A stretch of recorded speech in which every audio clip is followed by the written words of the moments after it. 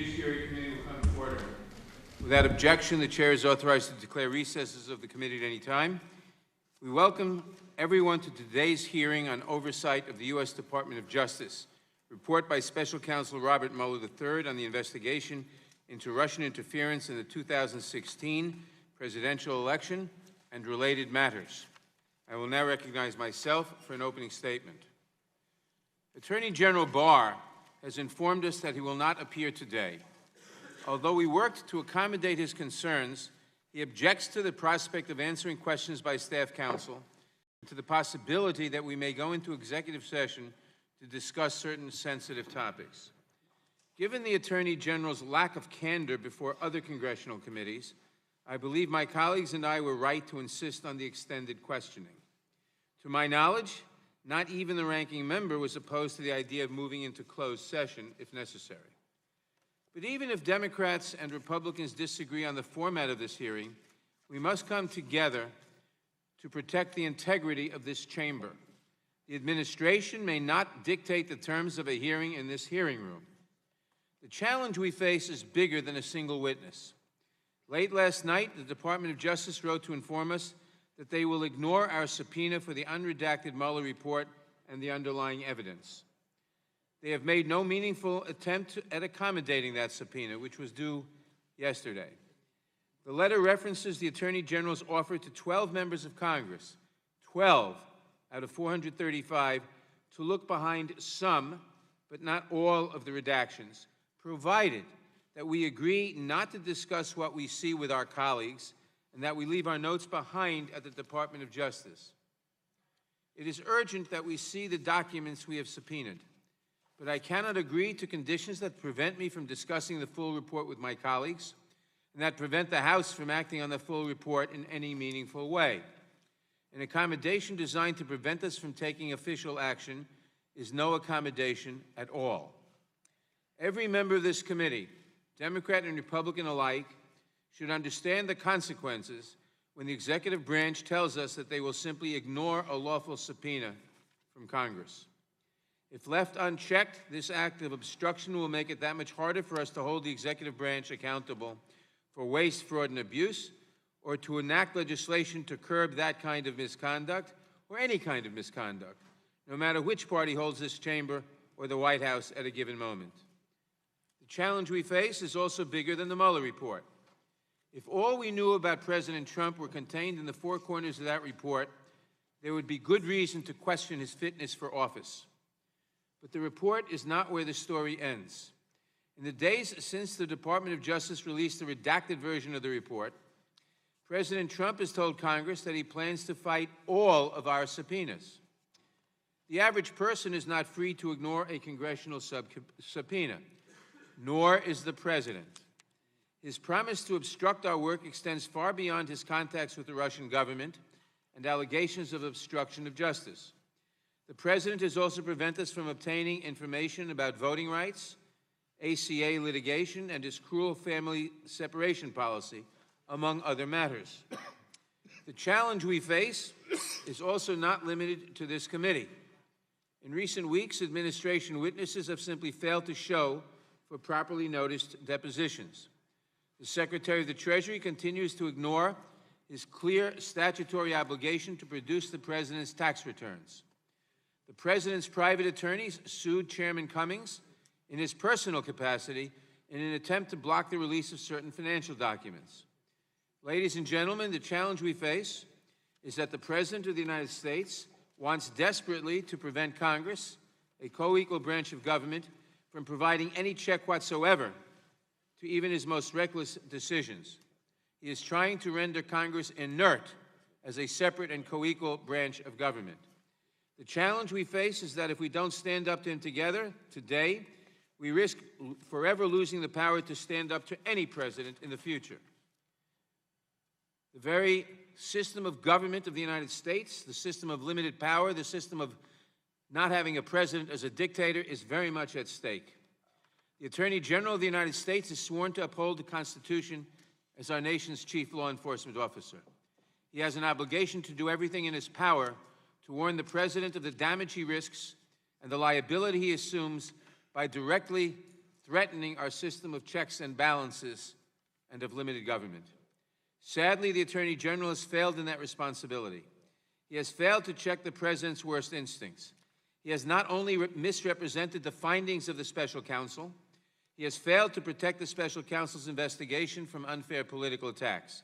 He has himself unfairly attacked the special counsel's investigation.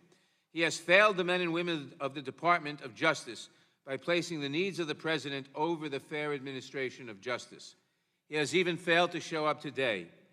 Yes, we will continue to negotiate for access to the full report for another couple of days. And yes, we will have no choice but to move quickly to hold the Attorney General in contempt if he stalls or fails to negotiate in good faith. But the Attorney General must make a choice. Every one of us must make the same choice. That choice is now an obligation of our office. The choice is simple. We can stand up to this president in defense of the country and the Constitution and the liberty we love, or we can let the moment pass us by. I do not, and we have seen in other countries what happens when you allow such moments to pass by. I do not know what Attorney General Barr will choose. I do not know what my Republican colleagues will choose. But I am certain that there is no way forward for this country that does not include a reckoning with this clear and present danger to our constitutional order. History will judge us for how we face this challenge. We will all be held accountable in one way or the other. And if he does not provide this committee with the information it demands and the respect it deserves, Mr. Barr's moment of accountability will come soon enough. I now recognize the ranking member of the Judiciary Committee for his opening statement. Thank you, Mr. Chairman. Let's be very clear. There is only one reason, and one reason only, at this point, we are not being able to fulfill our constitutional role of oversight, and that is the chairman's demands that were played out yesterday. We could have had a hearing today. What bothers me the most about this is not only did, in standing for the questions that were discussed and the issues that have been discussed between me and the chairman, not only did he take the ability for the American people to hear again from Bill Barr, he took our ability to hear from Bill Barr today. To protect, maybe, because some didn't feel like they could ask proper questions. Maybe they wanted more staff questions. Who knows? But yesterday we found this, that he claims that he wants staff to question the Attorney General because the 5 minute per member is not enough. But yet we spent and approved a motion yesterday that said we could do a whole hour, an extra hour, between the chairman and myself. He could have took one of these fabulous members that he has, and he has some excellent attorneys on his side, some of the best. He could have given them all 30 minutes, and they could have questioned the Attorney General any way they wanted to. Instead, we go back to a circus political stunt to say we want it to look like an impeachment hearing because they won't bring impeachment proceedings. That's the reason. Take whatever you want to take. You can go out and have press conferences. You can say it from this dais. You can say whatever you want to have. But the reason Bill Barr is not here today is because the Democrats decided they didn't want him here today. That's the reason he's not here. You could have done anything else you wanted. And what is amazing to me is to say that he is scared of answering questions, to scared that he's not. And you can disagree with the Attorney General all you want, but for yesterday, he sat for over almost 6 hours in the Senate voluntarily asking questions, even on a second round that was taken up by Democrats who wanted to ask more questions. And you can agree, did he do good, did he do bad? It doesn't matter, but we're not getting that opportunity today because the stunt and the circus continues over here. All we had to do, we agreed to more time. We could talk about executive session, but no.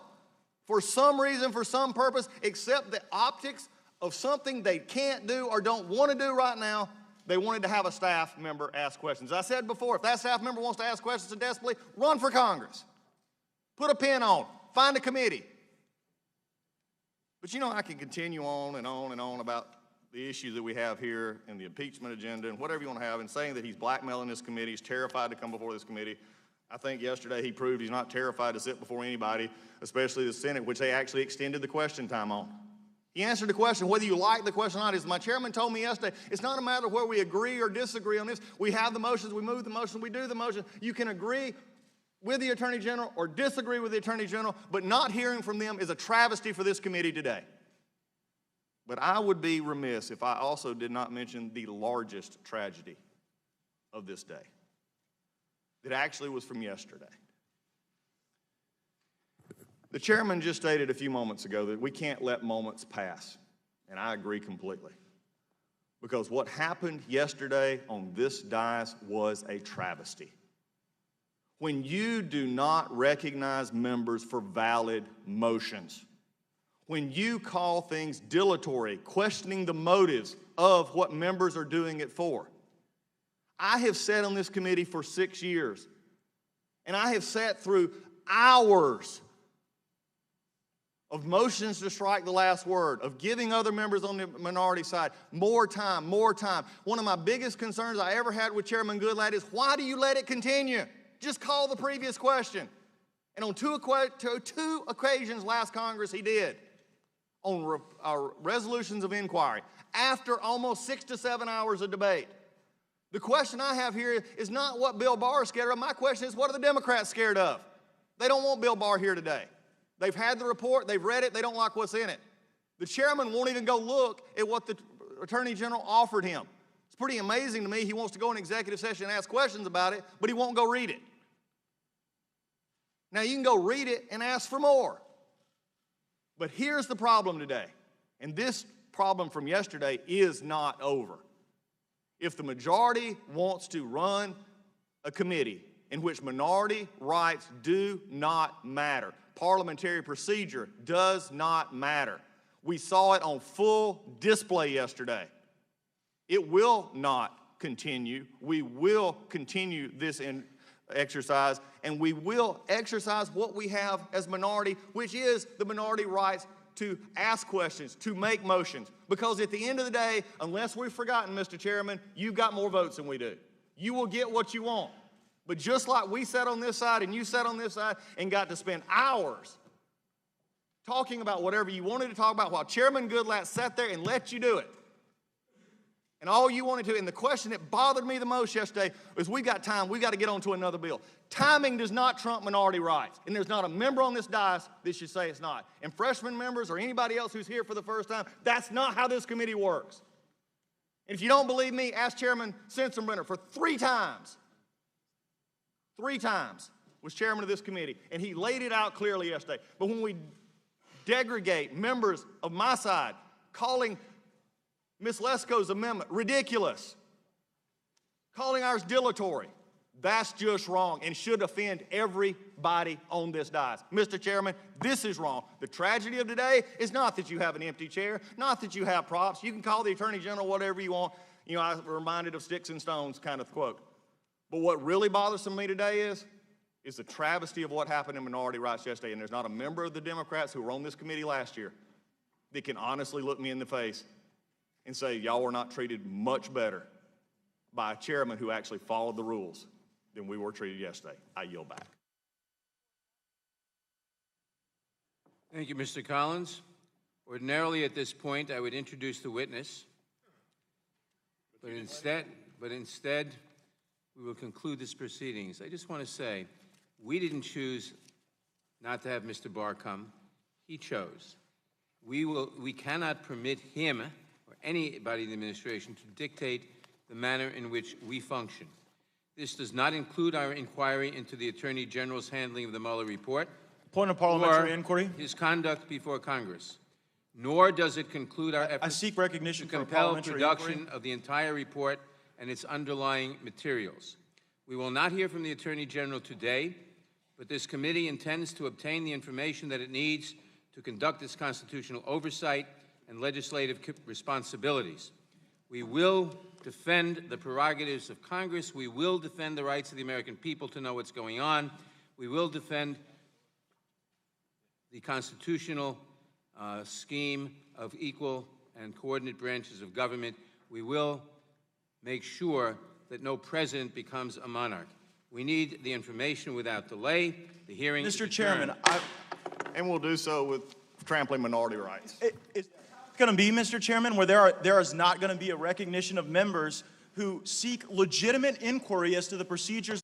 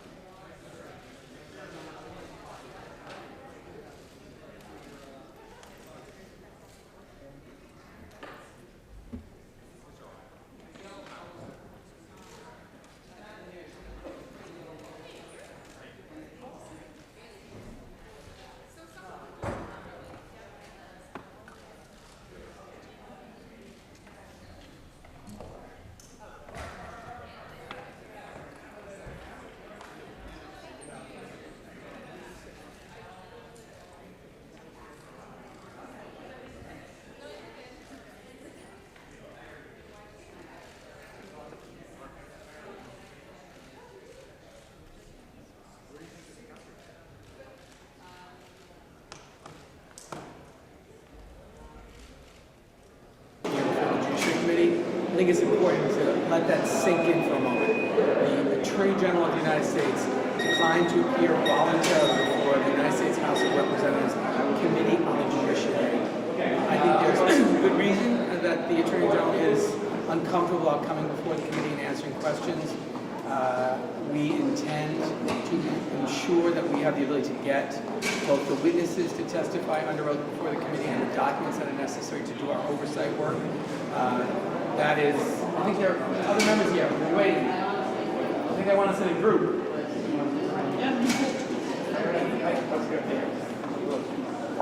I think, we will do whatever is necessary to get both the documents we need to complete our work as well as to bring witnesses before the committee under oath.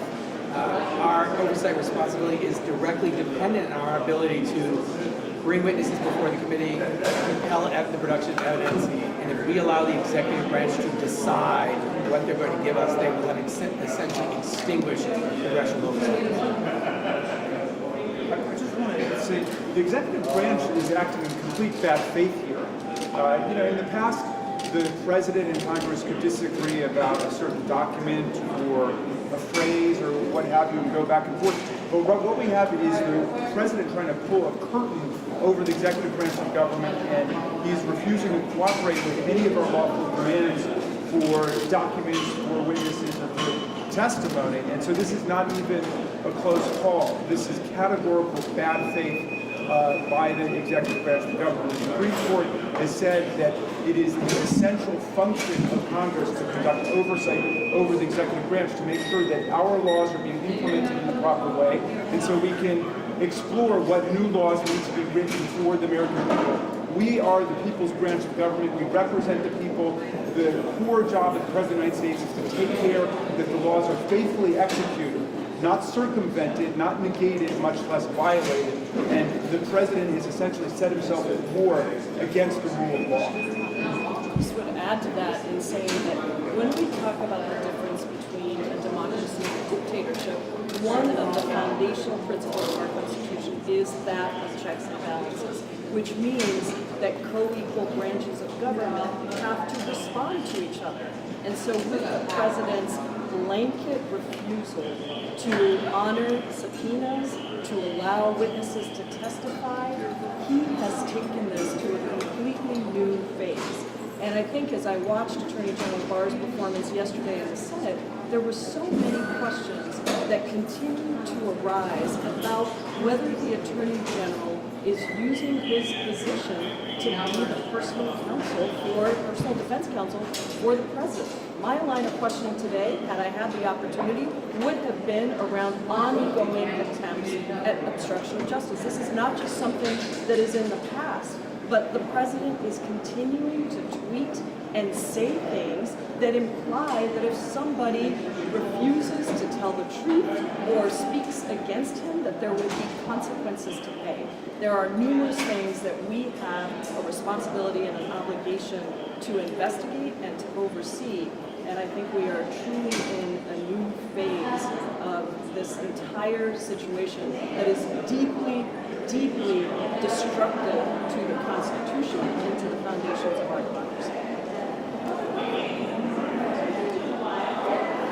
I think what the House Judiciary Committee and my colleagues, Chairman Nadler, did today was to do something that the American people have not seen.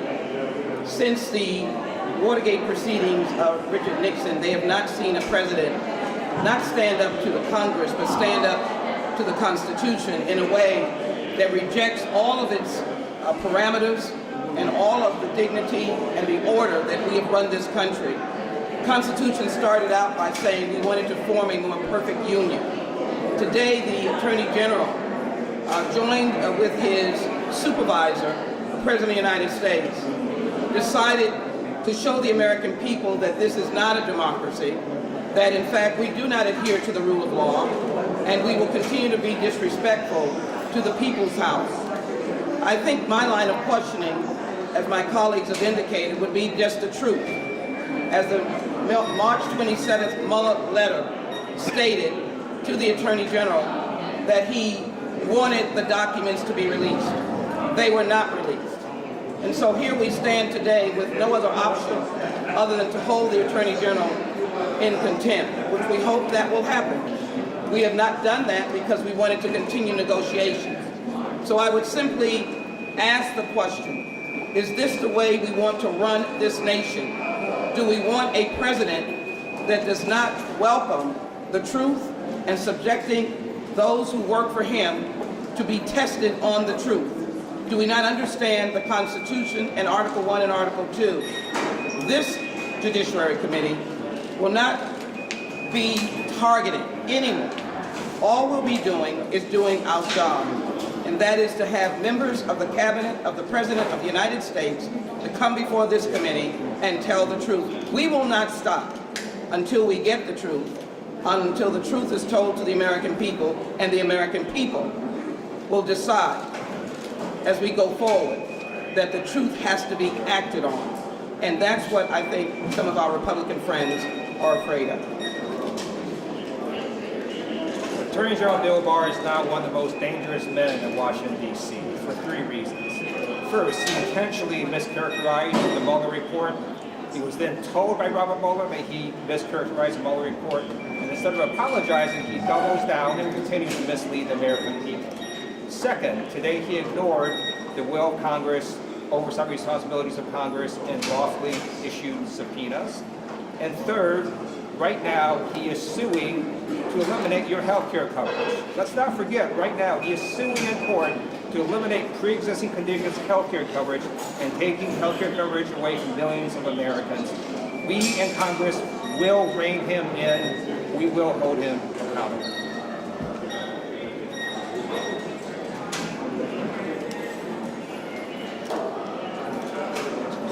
As a first-time member of Congress, I can't imagine any place else I would rather be right now. I mean, as a student of American history, as a supporter of our Constitution, this is just such a brave moment, and I hope everyone is understanding how brave it is, particularly those at the White House. Thank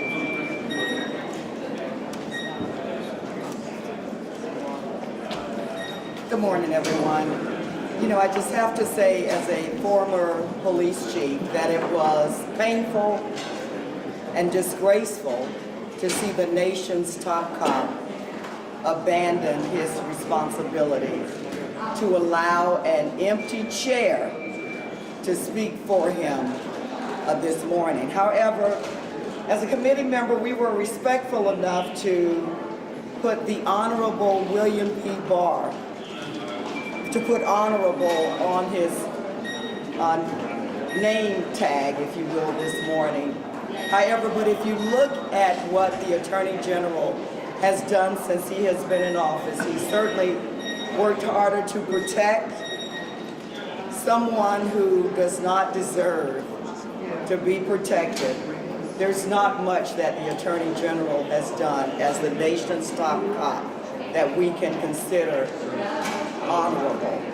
And so this morning was a dark day, a dark morning for the United States of America and all that the Department of Justice should mean to this nation. So, thank you. In the 2016 elections, this nation was attacked from outside of its borders by the Russians.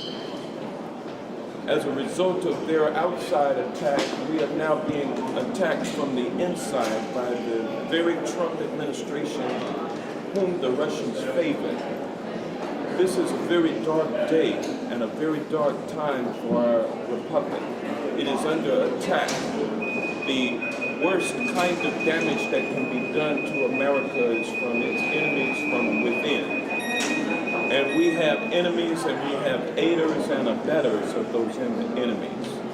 I'm afraid that we have reached a time when the people of this great nation must stand up and demand that Congress take appropriate action to stop this attack on our republic and save this nation, its democracy, and all of the ideals of liberty, fairness, and justice that we all hold dear.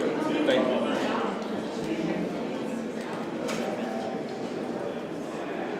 I've been a student of government all my life. I watched the Watergate hearings from the beginning to the end. This smacks so much of Watergate. An attorney general like John Mitchell, who believes the president is above the law. That is not America. The president is not above the law, and if the president thinks that the special counsel's investigation is a witch hunt, he cannot stop it. But our attorney general thinks so. Chicken Barr should have shown up today and answered questions. He was afraid of Barry Burke. He was afraid of Norm Ison. An attorney general who's picked for his legal acumen and his abilities would not be fearful of any other attorneys questioning him for 30 minutes. This man was picked to be Roy Cohn and to be Donald Trump's fixer. The Black Sox look clean compared to this team. It's a sad day in America. Good morning. I did not have the privilege of being born into this country.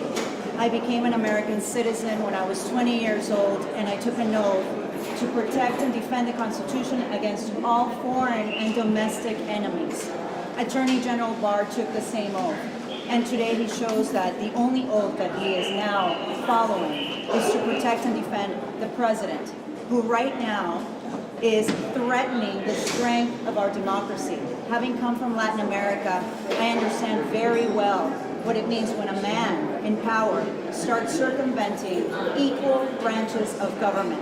We must not allow this to happen in the United States of America. Thank you. Morning. The Attorney General has a constitutional responsibility to uphold the rule of law. Instead, he's done everything to undermine the rule of law. The so-called Attorney General is abrasive, evasive, and unpersuasive. He is a disgrace to the office that he currently holds. The so-called Attorney General is missing in action, absent without official leave, and has clearly made the decision to serve as the personal fixer for Donald Trump, inconsistent with the oath of office that he has taken. And we as House Democrats recognize that we are a separate and co-equal branch of government. We don't work for Donald Trump. We work for the American people. We have a constitutional responsibility to serve as a check and balance on an out-of-control executive branch. Donald Trump, the so-called Attorney General, and his minions are out of control right now. We won't overreach. We won't over-politicize. We won't over-investigate. But we will do our constitutional oversight responsibility. The so-called Attorney General can run, but he cannot hide.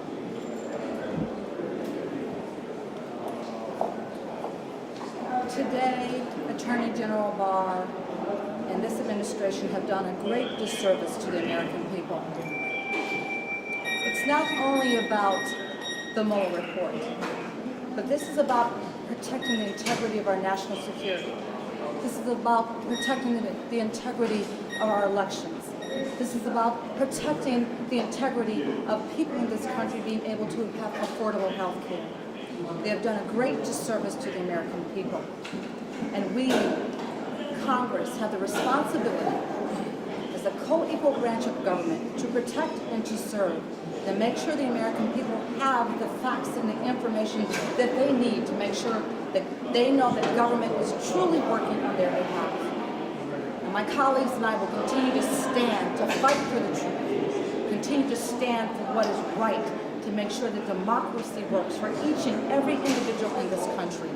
Today we will still continue to stand to wait for the truth because you deserve it. How can you put some teeth behind your enforcement demands given this unprecedented level of what you see the White House defiance? Well, I think, sure. I mean, I think the members, I think we all believe very strongly that the next step is to begin proceedings to hold the Attorney General in contempt for the failure to comply with the subpoena yesterday. I think we are all pressing our chairman to do that. He's, as he has been, attempting to negotiate in good faith to see if the Attorney General will do it voluntarily.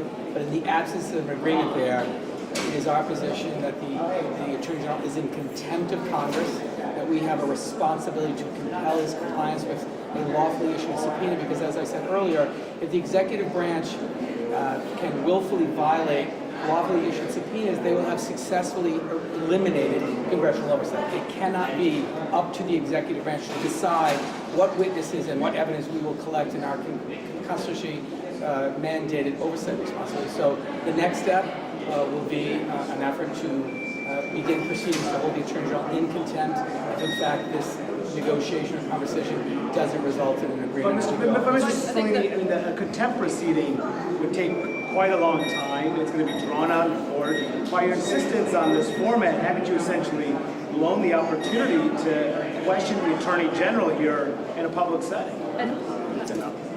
No, but I... Well, at this point, I think there's also a question of what the Attorney General is going to continue to say and do. He did not show in the Senate hearings yesterday that he was going to answer some of the very difficult questions. In fact, he made it clear on several occasions that he thought that it was fine for the president to lie, for the president to say things to people and encourage them to not tell the truth. So at this point, another step that we will be taking and that the chairman has already put into place is we want Robert Mueller to come and testify before us. At this point, I think we need to hear directly from the special counsel about his report and about his findings. Clearly, he felt troubled enough by what Attorney General Barr did and said that he wrote not one, but 2 letters to the Attorney General. He even prepared summaries of his 2 volumes that could be released immediately to the American people. And yet, we did not see that happen. It was almost 32 days, I think, from the time that he delivered his report to yesterday when we learned that he had these summaries prepared and ready to go to the public. So at this point, I think in addition to holding the Attorney General in contempt should these negotiations not work out, we need to have Robert Mueller. At this point, I don't feel that I can trust anything that the Attorney General is saying because I don't know who the Attorney General works for. He certainly is not working for the American people. But why staff attorneys? Why did you need staff attorneys? Why was that? Instead of most of your attorneys, you can ask the questions too, right? Well, well, first of all, the one thing I'd like to say is Democrats are not rushing toward impeachment, but neither are we afraid of it. The format that we're using is a format to be able to educate the Congress and the American people about how much untruth has been said. These are dangerous times because if we set the precedent as General Barr has done, who is next not to respond to the Congress? What cabinet officer in the midst of a crisis? Is it the acting Department of Homeland Security Secretary in the midst of a crisis? Is it the Health and Human Services? So one of the things that we will continue to do is use possibly the contempt proceeding as our chairman may decide to do. In addition, we will not take off an ultimate act that we are allowed to do under the Constitution. But let me show you the example. When the tapes were found with Richard Nixon, the American people said enough is enough. I can assure you, as we build the blocks of finding out the truth, there is still that proceeding, but we will not be baited into it as our friends in the committee choose to try and do. We will only do it as this Constitution gives us the power to do. So we're not intimidated by the fact that it may be a little longer. The idea of the attorneys, as many have seen, is the continuity of questioning. That means that you can cross-examine in the midst of your time frame. Collectively, the excellent members of Congress that are on this committee, I have been stunned and excited by their questioning and their thoughts. We will put all that together. But what happens when the lawyers, and I have been on impeachment proceedings in this committee, judges and others, is the line of reasoning that allows even the American people to see the building blocks and the story narrative of truth that is so very important. You're equating this to an impeachment hearing now? Are you willing to negotiate to get what you want in terms of the document? Well, I will just say this. Our committee chairman is very patient, but he's very knowledgeable, and he understands the time frame. Let me say this. Let's hope that there is something productive over the weekend. Let's hope that the General of the United States understands his duty, and as my colleagues have said, will pay and affirm allegiance to the flag of the United States of America, and not a single man who is fleeting in that job. So we're hoping that General Barr's own credibility and love of his country over the weekend will generate a resolution of this. Can I just add one specific? It's also important to recognize that the House rules permit this kind of questioning. We approved it in a motion before the committee. It's done. It has been done many other times, most recently with Dr. Blasey Ford. So the real question is not why do we want to collect evidence in this way. The real question is to the Attorney General. What are you afraid of? Why don't you want to be questioned in a half-hour period by a staff attorney? That's the real question for the American people and for the media, frankly. But to your previous point, are you concerned that this is now going to get fought? To your previous point, are you concerned that this is that may now take longer for you to get all of these answers that you're demanding? So let's just walk through the process of how contempt proceedings work. So, Attorney General Bill Barr has violated a lawful subpoena to provide us the full Mueller report and its underlying evidence. If we go to contempt, the House Judiciary Committee will vote. If we vote it out, it goes to the House floor. Once the House floor votes it out, then it triggers a number of things. Our House counsel can go litigate in court, but we also have inherent contempt powers that courts have upheld for us to take immediate action irrespective of the courts. We can start imposing fines on that person. In the past, they had a house jail. I don't think we're going to go that far, but courts have upheld that as well. So Congress's power will not be abdicated. We will enforce it, and the delay will not affect us, because we can start imposing fines on that person immediately upon contempt off the House floor, and we will go there if he does not cooperate. But that's still a very long time before you get any of the answers that you were hoping to get here today. That's just a matter of weeks to get something off the House floor. What about impeaching Barr? What would it take to move to impeach Bill Barr? Is that something that's on the table? And what would it take for you to take that drastic step?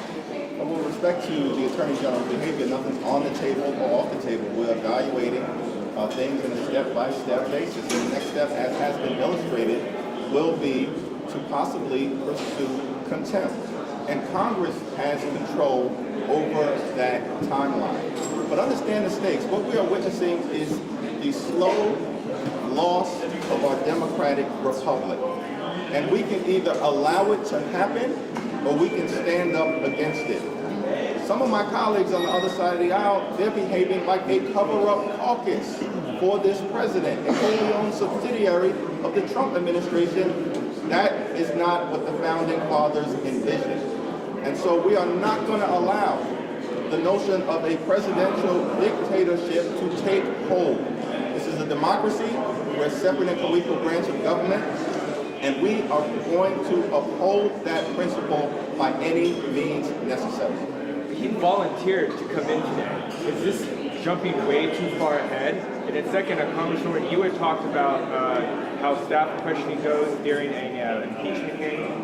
So are you equating this, what you wanted to happen today, to an impeachment hearing? No, I think my colleague just indicated that this process was used during the Kavanaugh hearing. And what we're saying is that this wasn't an impeachment hearing. That's the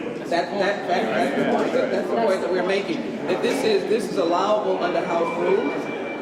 The Congress, as the Senate, the House and the Senate can discern and decide their own rules and the best approach to draw evidence or information so that we can make the appropriate decision. Let me also say, we're writing legislation regarding what happened in Volume 1 and Volume 2. How incredulous is it, of all of the contacts with Russians, that there was no legal basis other than collusion or conspiracy? Why wasn't there interacting with Russian operatives, enemies of the American people, and that would be a criminal act, which we're introducing legislation on that or have already done so.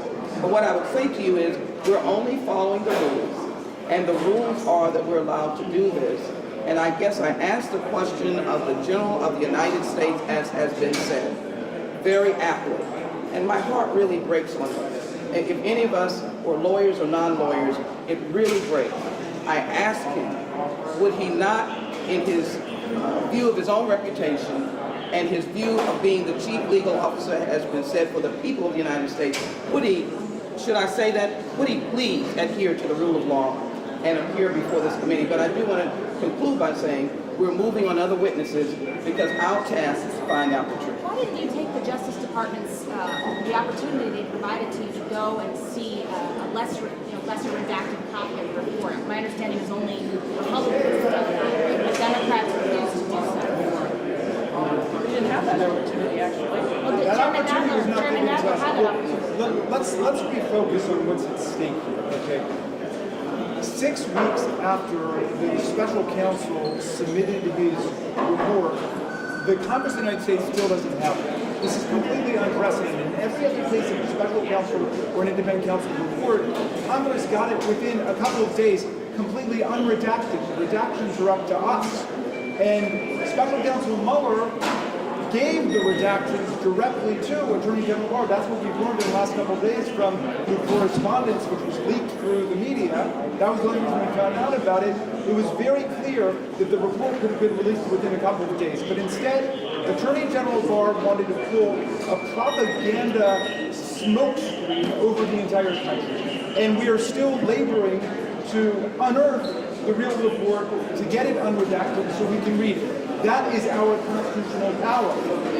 And my colleagues keep saying we are a co-equal branch of government. We are at least a co-equal branch of government. We are Article 1 before Article 2. We are the lawmaking power of the American people. We are the direct representatives of the American people, and the president's job is just to take care that the laws are faithfully executed.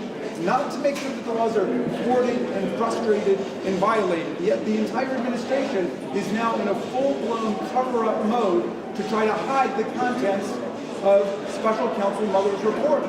And all that Attorney General Barr did was to try to tell a false story to the American people about what was in there, and they continue to scramble to throw out more and more propaganda to cover up what's really in there. We are going to get to the bottom of this.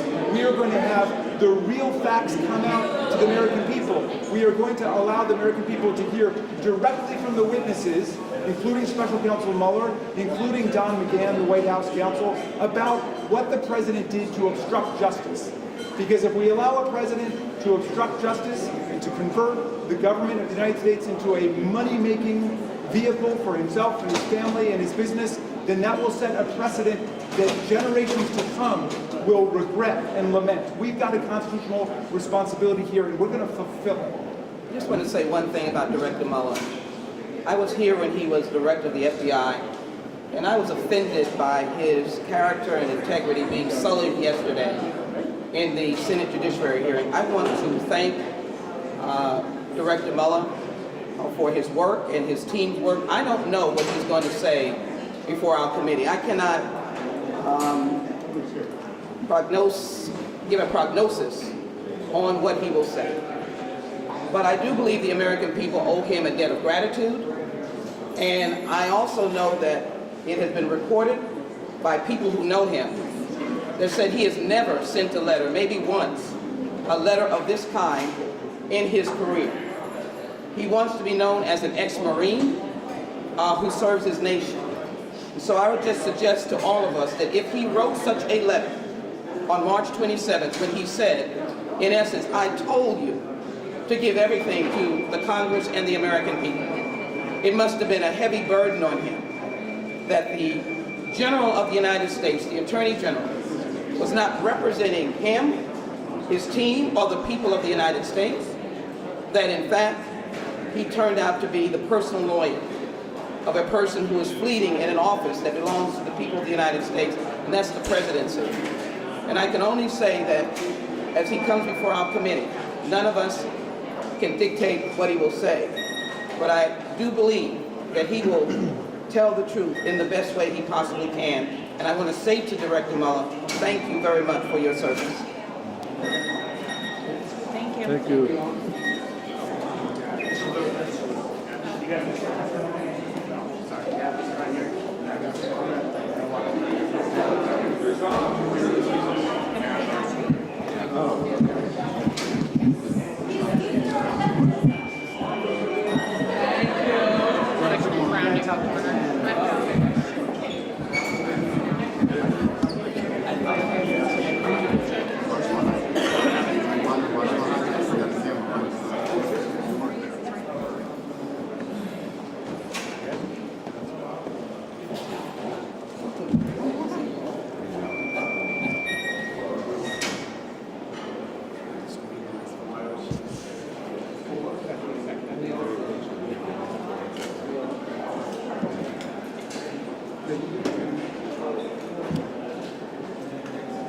The failure of Attorney General Barr to come to the hearing today is simply another step in the administration's growing attack on American democracy and its attack on the right of Congress to be a coordinate branch of government and to have the information it needs to to legislate and act on behalf of the American people.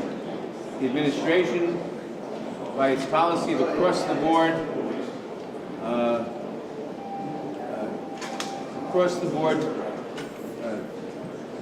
defiance of congressional subpoenas and is saying that only the executive matters, that we don't want limitations by Congress that the Constitution imposes on us.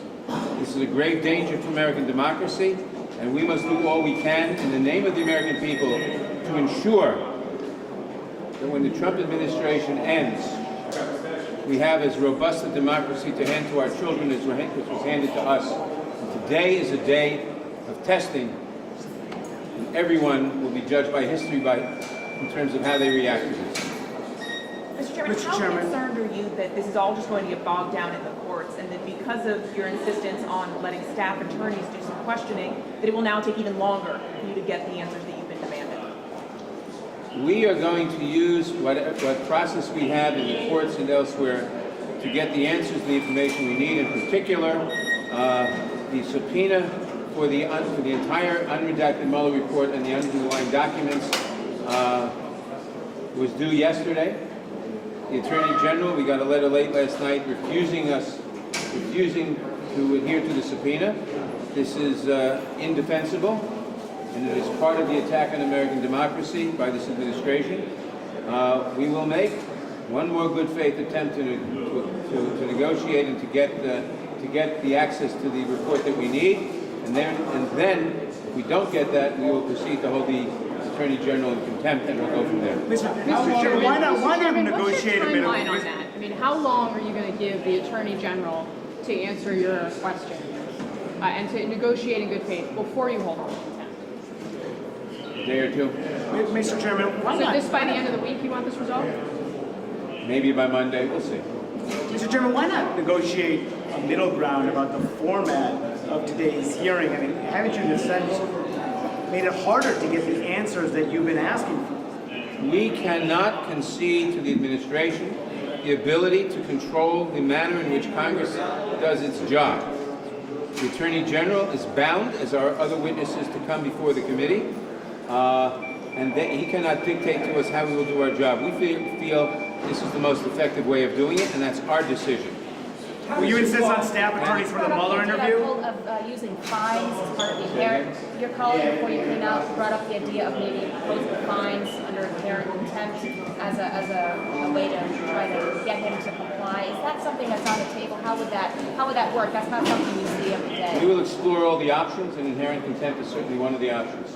How do you respond to the DOJ saying that you're a lawyer? Why can't you question The administration, the Attorney General apparently is afraid of proper cross-examination. We ask questions under the 5-minute rule, and we've seen a pattern from this administration. Administration witnesses filibuster for 4.5 minutes, and then give a non-responsive answer for the next half a minute, and then it's on to a different questioner who may have other questions in mind or may not properly follow up the way a good cross-examiner would.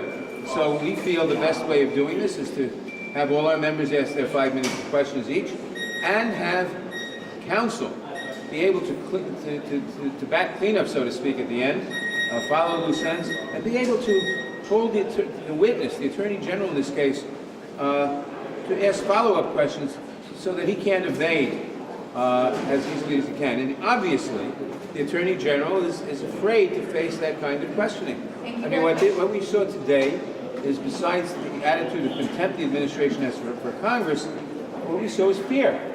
Fear of effective cross-examination, period. Will you do the same format for Mueller? Will you do the same format for Mueller?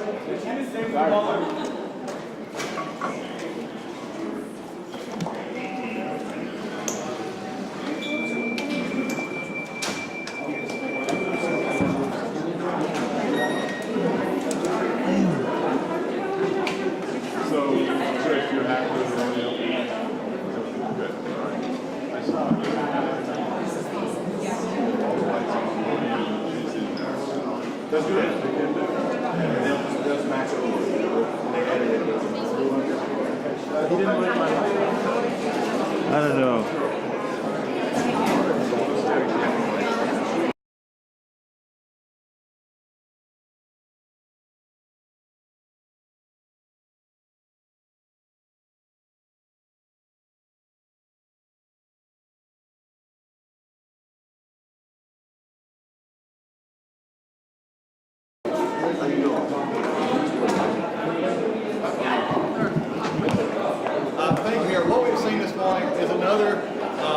just a line of circus stunts that the committee chairman has chosen.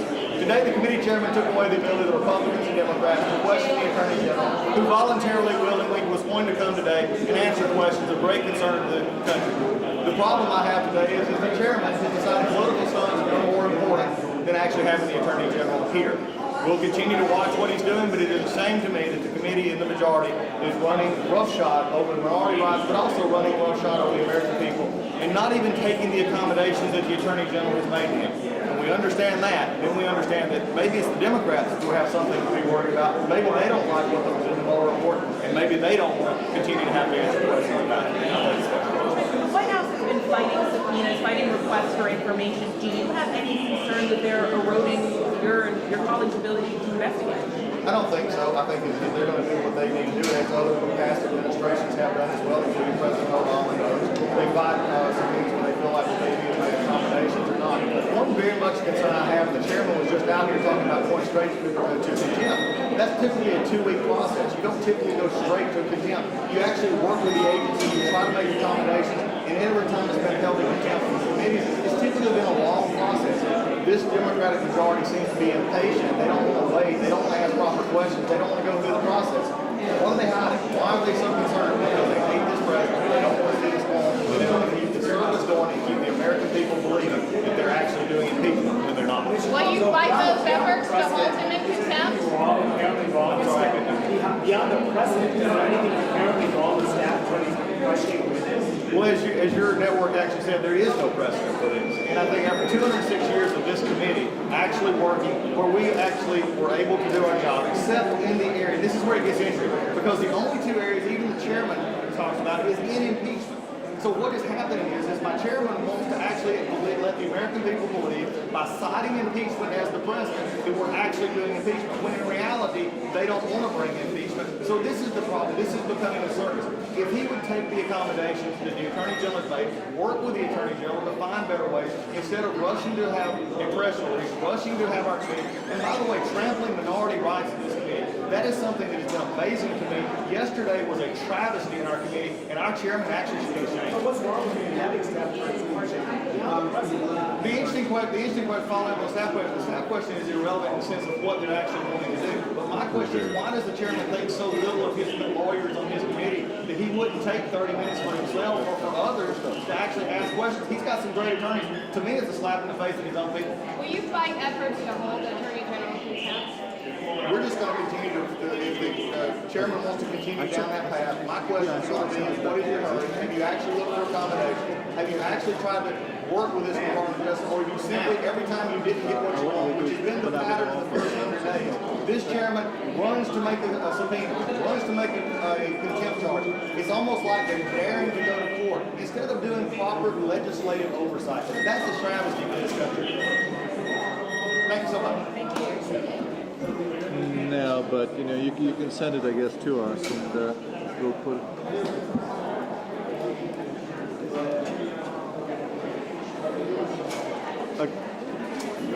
Thank you for noticing that. Yeah.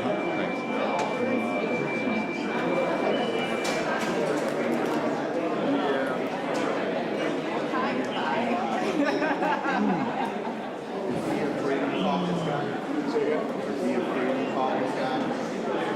I'm not sure if it's part of the